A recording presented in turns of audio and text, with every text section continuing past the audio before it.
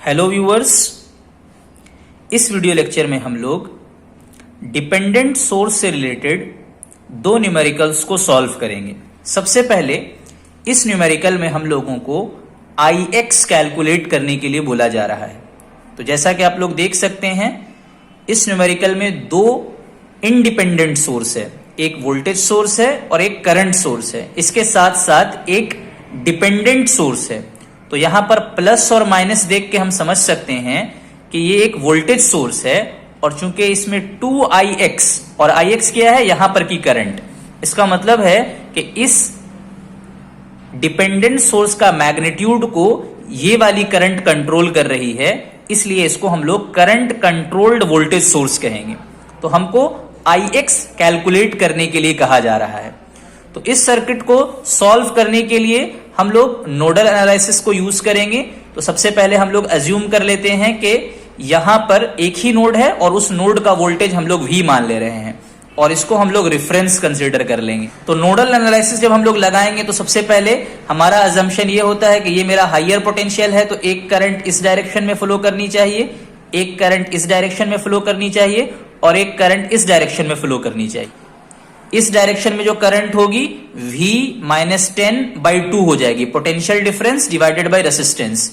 चूंकि actual direction हमारे assume direction के अपोजिट है, इस वजह से हम लोग इस करंट के लिए -3 यूज किए हैं। अगर करंट का डायरेक्शन सेम डायरेक्शन में होता, हमारे अज्यूम्ड यानी फ्रॉम टॉप टू बॉटम ही होता, तो हम लोग +3 लेते हैं, लेकिन चूंकि ये फ्रॉम बॉटम टू टॉप है इसलिए -3 लिया गया है।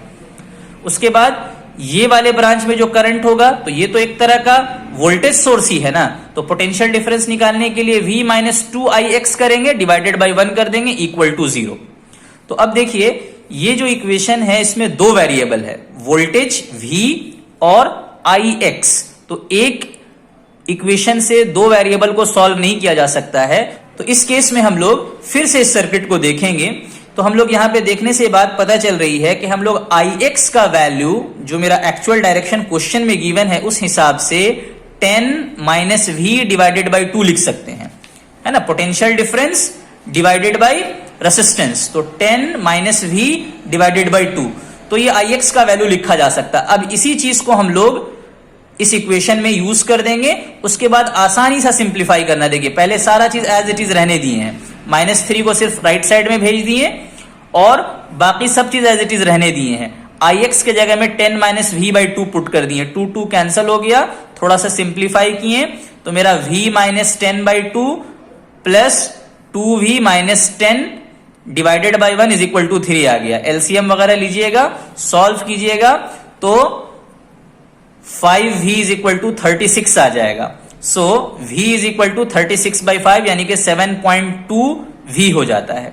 तो हम लोगों को तो V कैलकुलेट करने के लिए बोला नहीं गया था, हम लोगों को बोला गया था कि Ix का वैल्यू क्या है। तो देखिए, एक्चुअली में यहां पर 10 वोल्ट है और V का वैल्यू हम लोगों ने 7.2 वोल्ट निकाला, यानी कि करंट का जो एक्चुअल डायरेक्शन होगा from 10 volt to this node होगा। तो हम लोग Ix के लिए लिख सकते हैं 10 - VA/2।